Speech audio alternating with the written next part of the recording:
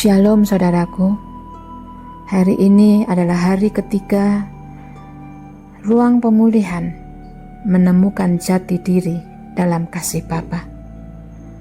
Tema hari ini adalah saat ayah tidak ada. Mari bayangkan rumah masa kecilmu. Ada kursi kosong di meja makan. Kadang sepi itu tidak berasal dari kepergian, tapi dari ketidakhadiran yang diam.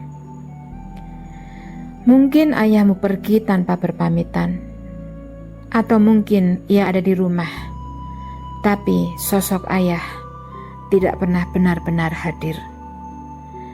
Atau mungkin ia terlalu sibuk dengan pekerjaannya, hingga engkau belajar untuk tidak mengharapkannya pulang. Engkau tumbuh dengan cepat. Sebelum waktumu, engkau belajar menahan tangis, mengurus adik, membantu ibu, dan mengambil tanggung jawab yang bukan milikmu. Engkau belajar bertahan tanpa banyak bicara. Dan di usia muda, engkau sudah tahu bagaimana menenangkan orang lain. Padahal, tidak ada yang pernah menenangkan dirimu. Di luar engkau terlihat tangguh, tapi jauh di dalam hati ada bagian yang masih kecil, masih rindu didengar, masih berharap suatu hari seseorang berkata, engkau tidak harus jadi kuat terus. Dan di tengah kelelahanmu, Tuhan datang dan berbisik lembut, aku ingin memulihkan hakmu untuk menjadi anakku. Anak yang boleh lemah, boleh belajar, boleh bertumbuh perlahan tanpa takut dihakimi. Engkau tidak perlu menjadi ayah kecil lagi. Engkau tidak harus terus bertahan sendiri. Engkau boleh meletakkan beban yang dulu kau pikul terlalu dini ke dalam tangan Bapa yang kuat. Mazmur 68 ayat 6 berkata, Tuhan adalah Bapa bagi anak yatim. Kalimat itu bukan sekedar penghiburan dan juga bukan sekedar bagi orang yang tidak punya ayah ibu. Tetapi kalimat itu adalah untuk setiap orang, termasuk dirimu. Itu adalah sebuah deklarasi bahwa kasih Bapa tidak pernah berhenti di generasi yang salah. Daud tahu persis rasanya diabaikan saat Nabi datang mencari raja. Ayahnya bahkan tidak memanggil namanya. Namun justru anak yang dilupakan itulah yang dipilih oleh Tuhan. Artinya ketidakhadiran ayahmu di bumi tidak pernah membatalkan pilihan surgawi atas hidupmu. Bapa surgawi tetap menulis kisahmu, dan pena itu tidak pernah lepas dari tangannya. Sekarang, tariklah nafasmu perlahan, ambil jurnalmu. Tulis tidak untuk menjadi puitis, tapi untuk menjadi jujur. Dan renungkan pertanyaan ini. Tanggung jawab apa yang terlalu cepat kau emban karena ayahmu absen, baik secara fisik ataupun emosional? Bagaimana hal itu membentuk caramu memimpin, mencintai, atau memperlakukan keluargamu sekarang? Dan jika Bapa Surgawi duduk di depanmu hari ini, dan ia berkata, aku ingin memberkatimu sebagai seorang ayah kepada anaknya. Apa yang ingin kau dengar dari Bapa Surgawi? Terkadang tidak semua pria bisa langsung menulis jawabannya. Ada yang menatap kertas kosong lama sekali, dan itu tidak mengapa. Karena Tuhan tahu kata-kata yang tidak bisa kau tulis. Dia tahu bahasa diam yang hanya bisa dimengerti oleh hati yang pernah kehilangan. Mungkin selama ini engkau berpikir kalau aku tidak kuat, keluargaku akan berantakan. Atau kalau aku berhenti sejenak, tidak ada yang akan mengurus semuanya. Dan perlahan kau menjadi seperti ayahmu.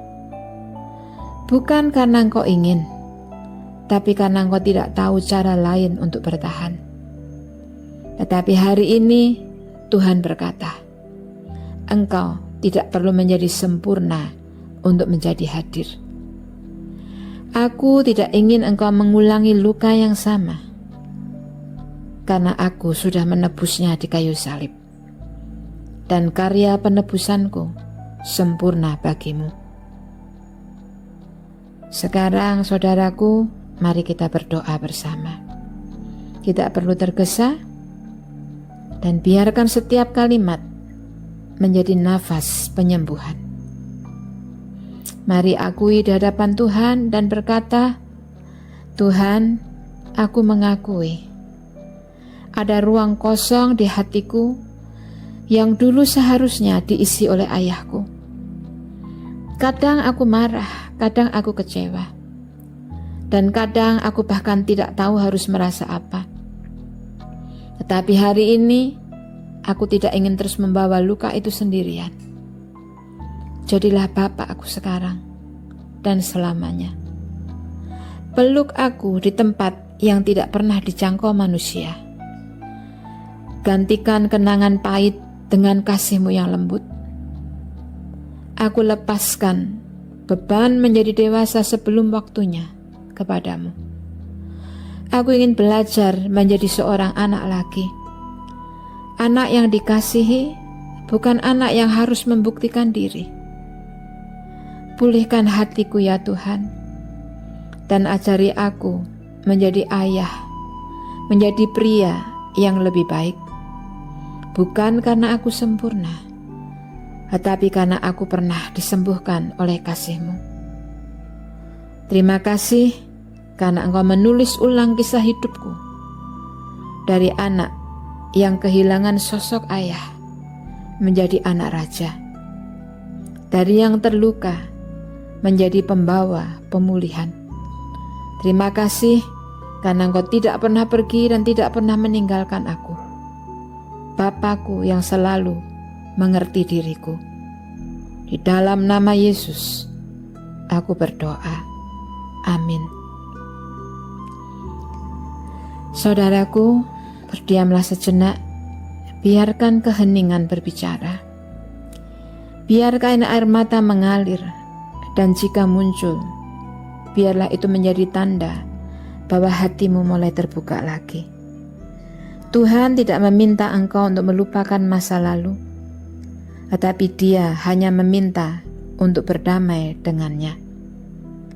Ingatlah, tidak semua pria memiliki figur ayah yang sehat, tetapi setiap pria memiliki kesempatan untuk menjadi ayah atau pria yang berbeda, yang tidak keras karena takut, tetapi kuat karena kasih, yang tidak dingin karena trauma, tapi tenang karena damai. Kehadiran ayahmu atau ketidakhadirannya tidak perlu menentukan nilai hidupmu, karena identitasmu tidak berakar dari siapa yang meninggalkanmu, tetapi dari siapa yang memanggilmu anakku. Dan malam ini, mungkin untuk pertama kalinya, biarkan kata itu benar-benar meresap di hatimu. Suara Bapa Surgawi yang berkata, engkau adalah anakku yang aku kasihi. Bukan hambaku, bukan pekerjaku, tetapi engkau adalah anakku yang kucintai. Dan saudaraku, engkau tidak harus membuktikan dirimu lagi. Engkau tidak harus terus menjadi batu karang untuk semua orang, karena bahkan batu karang pun bisa retak. Dan Tuhan tidak malu untuk menambal lukamu dengan kasih-Nya. Besok kita akan lanjut berbicara tentang luka berikutnya, yaitu tentang saat di mana kita tidak pernah diakui, sekalipun sudah berjuang sangat keras. Hari ini kita berhenti sampai di sini.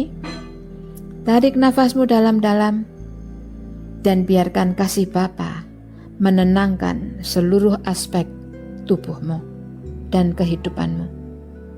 Ia memanggilmu pulang, bukan untuk bekerja, tetapi untuk beristirahat di pelukan Bapa dan mendengar suaranya. Engkau adalah anakku yang aku kasihi. Amin.